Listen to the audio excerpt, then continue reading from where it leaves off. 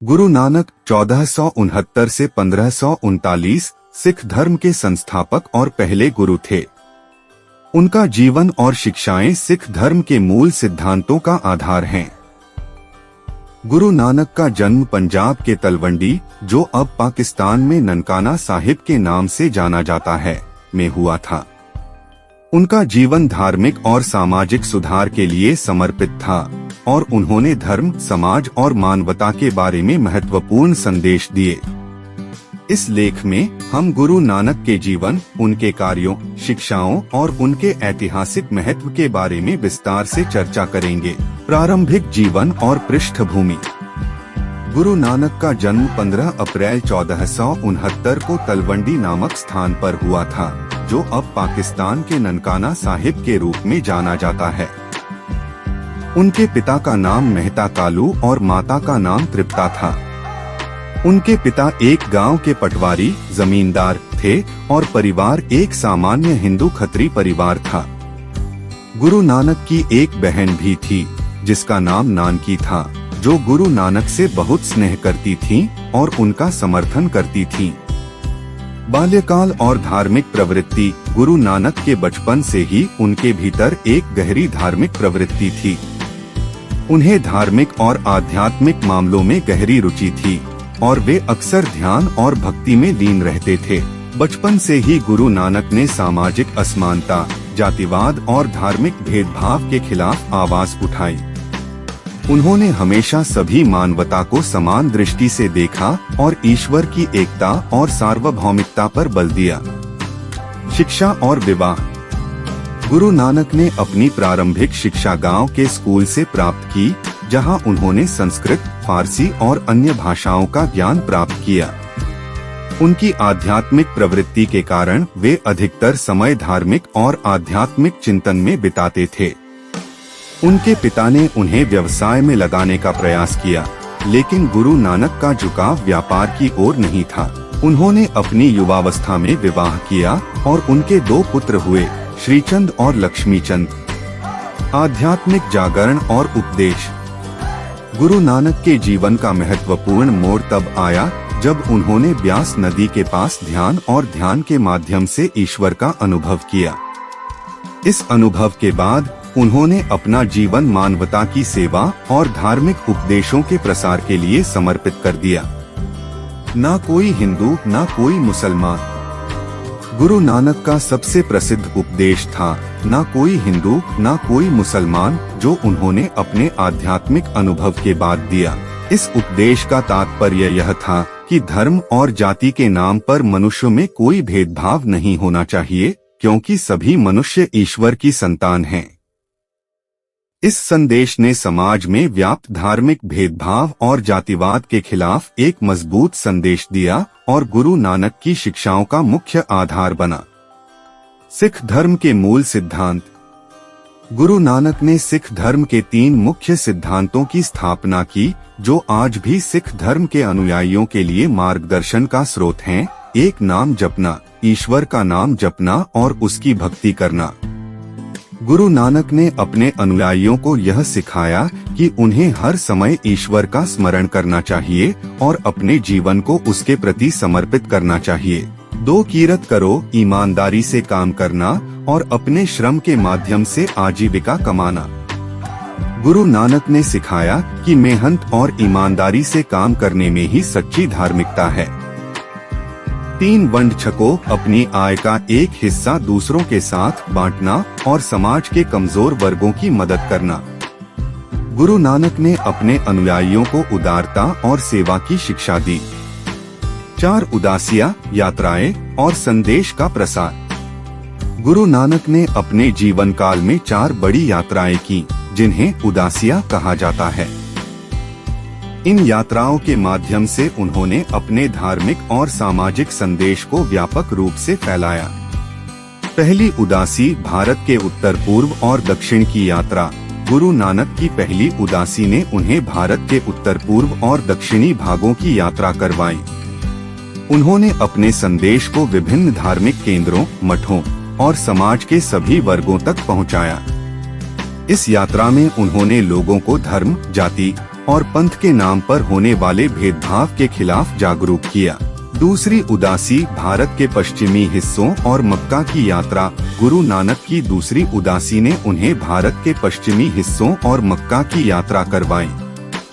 मक्का की यात्रा के दौरान उन्होंने इस्लामी धार्मिक विद्वानों के साथ संवाद किया और उन्हें यह बताया कि ईश्वर केवल एक है और सभी धर्मों के लोग उसकी संतान हैं। उन्होंने अपने अनुयायियों को यह संदेश दिया कि धर्म का असली उद्देश्य ईश्वर की भक्ति और मानवता की सेवा करना है। तीसरी उदासी कश्मीर और तिब्बत की यात्रा। गुरु नानक की तीसरी उदासी ने उन्हें कश्मीर और तिब्बत की यात्रा करवाई। इस यात्रा में उन्होंने बौद्ध और हिंदू धार्मिक नेताओं के साथ संवाद किया और उन्हें अपनी शिक्षाओं के माध्यम से समाज में सुधार करने का संदेश दिया। गुरु नानक ने इस यात्रा के दौरान लोगों को अहिंसा, सत्य और धार्मिक सहिष्णुता के महत्व को समझाया। चौथी उदासी पंजाब और पाकिस्तान के क्षेत्रों की यात्रा। गुरु नानक की चौथी उदासी ने उन्हें पंजाब और पाकिस्तान के विभिन्न क्षेत्रों की यात्रा करवाई। इस यात्रा में उन्होंने अपने अनुयायियों को समाज में व्याप्त अंधविश्वास, जातिवाद और धार्मिक कट्टरता के खिलाफ जागरूक किया। उन्होंने लोगों को धार्मिक सहिष्णुता और भाईचारे के महत्व को समझाया। सिख धर्म का संस्थापन और लंगर की परंपरा। गुरु नानक ने सिख धर्म की स्थापना की और इसे एक संगठित धर्म के रूप में विकसित किया। उन्होंने अपने अनुयायियों को एकता, सेवा और भक्ति के मार्ग पर चलने की प्रेरणा दी। संगत और पंगत। गुरु नानक ने सिख धर्म में संगत और पंगत की परंपरा शुरू की, जिसका अर्थ है सभी लोगों का एक साथ बैठकर भोजन करना और ईश्वर की भक्ति करना। इस परंपरा का उद्देश्य समाज में व्याप्त जातिवाद और भेदभाव को समाप्त करना था। गुरु नानक ने यह सिखाया कि सभी लोग, चाहे उनकी जाति या धर्म कुछ भी हो, समान हैं और उन्हें समान अधिकारों के साथ सम्मानित किया जाना चाहिए। लंगर की परंपरा। गुरु नानक ने सिख धर्म में लंगर की परंपरा भी शुरू की, जिसमें सभी लोगों को मुफ्त में भोजन उपलब्ध कराया जाता है। लंगर की परंपरा का उद्देश्य समाज के गरीब और जरूरतमंद वर्गों की मदद करना और उन्हें यह संदेश देना था कि सभी लोग समान हैं। लंगर की परंपरा आज भी सिख धर्म का एक महत्वपूर्ण हिस्सा है और दुनिया भर में सिख समुदाय द्वारा इसे मनाया जाता है। वाणी और साहित्यिक योगदान।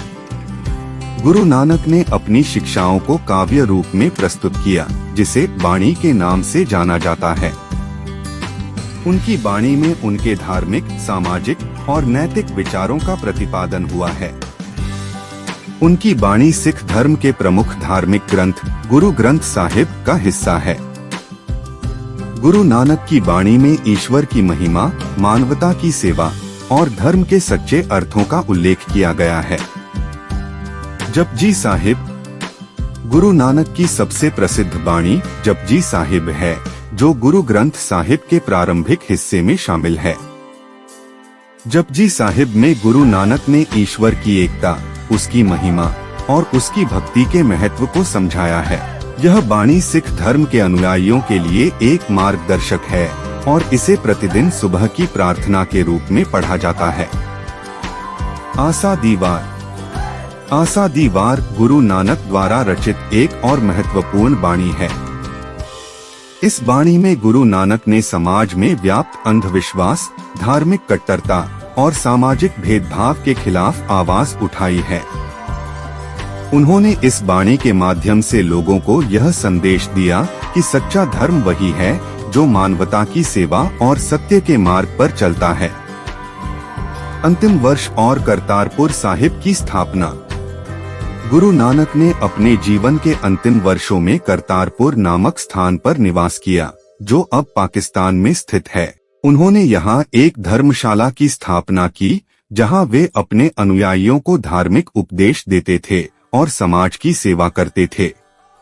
करतारपुर साहिब आज भी सिख धर्म का एक महत्वपूर्ण धार्मिक स्थल है। गुरु अंगद की नियुक्ति। गुरु नानक ने अपने जीवन के अंत में गुरु अंगद को अपना उत्तराधिकारी नियुक्त किया। गुरु अंगद को गुरु नानक की शिक्षाओं का पालन करने और सिख धर्म को आगे बढ़ाने का दायित्व सौंपा गया। गुरु नानक ने अपने अनुयायियों को यह संदेश दिया कि सिख धर्म का मार्ग सेवा, भक्ति और सत्य का मार्ग है और उन्हें इस मार्ग पर चलने के लिए प्रेरित किया। गुरु नानक की शिक्षाओं का प्रभाव और विरासत। गुरु नानक की शिक्षाओं का प्रभाव न केवल सिख धर्म पर बल्कि भारतीय समाज और धर्म पर भी पड़ा। उनकी शिक्षाओं ने समाज में व्याप्त धार्मिक भेदभाव, जातिवाद और अंधविश्वास के खिलाफ जागरूकता फैलाई और लोगों को धर्म, सत्य और मानवता के मार्ग पर चलने की प्रेरणा दी। धार्मिक सहिष्णुता और भाईचारा। गुरु नानक ने अपने जीवन काल में धार्मिक सहिष्णुता और भाईचारे का संदेश दिया। उन्होंने सभी धर्मों के लोगों को एकता, प्रेम और सहिष्णुता के मार्ग पर चलने की शिक्षा दी। उनकी शिक्षाओं ने समाज में धार्मिक और सांप्रदायिक तनाव को कम करने में महत्वपूर्ण भूमिका निभाई और लोगों को यह समझने में मदद की कि सभी धर्म समान हैं और उनका उद्देश्य एक ही है, समाज सुधार। गुरु नानक की शिक्षाओं ने समाज में व्याप्त अनेक बुराइयों के खिलाफ एक महत्वपूर्ण संदेश दिया। उन्होंने जातिवाद, धार्मिक कट्टरता और अंधविश्वास के खिलाफ आवाज उठाई और समाज के सभी वर्गों को समान अधिकार दिलाने की दिशा में काम किया। उनके द्वारा शुरू की गई लंगर और संगत की परंपराओं ने समाज में समानता और भाईचारे को बढ़ावा दिया। गुरु गोबिंद सिंह की शिक्षाएं और विचार। गुरु गोबिंद सिंह की शिक्षाएं आज भी सिख धर्म के अनुयायियों के लिए अत्यंत महत्वपूर्ण हैं। उन्होंने धार्मिक स्वतंत्रता, न्याय और सत्य के सिद्धांतों पर जोर दिया। उन्होंने अपने अनुयायियों को यह सिखाया कि धर्म और समाज की रक्षा के लिए शस्त्र उठाना भी आवश्यक है, जब अन्याय और अत्याचार हद से गुजर जाएं। गुरु गोबिंद सिंह ने सिखों को शौर्य, साहस और धार्मिक निष्ठा का महत्व समझाया और उन्हें आत्मसम्मान और स्वाभिमान के साथ जीने की शिक्षा दी। निष्कर्ष, गुरु गोबिंद सिंह का जीवन और कार्य भारतीय इतिहास और सिख धर्म में अद्वितीय स्थान रखते हैं। उन्होंने सिख धर्म को संगठित और सशक्त बनाया और खालसा पंथ की स्थापना के माध्यम से सिखों को धार्मिक और सामाजिक स्वतंत्रता की दिशा में प्रेरित किया। उनके जीवन का संदेश साहस, बलिदान और धार्मिक निष्ठा का प्रतीक है। गुरु गोबिंद सिंह ने अपने अनुयायियों को न्याय, सत्य और धर्म के मार्ग पर चलने की प्रेरणा दी, जो आज भी सिख धर्म के अनुयायियों के लिए मार्गदर्शक सिद्धांत बने हुए हैं। उनकी शिक्षाएं और विरासत सदैव सिख धर्म और भारतीय समाज में सम्मान और प्रेरणा का स्रोत बनी रहेंगी।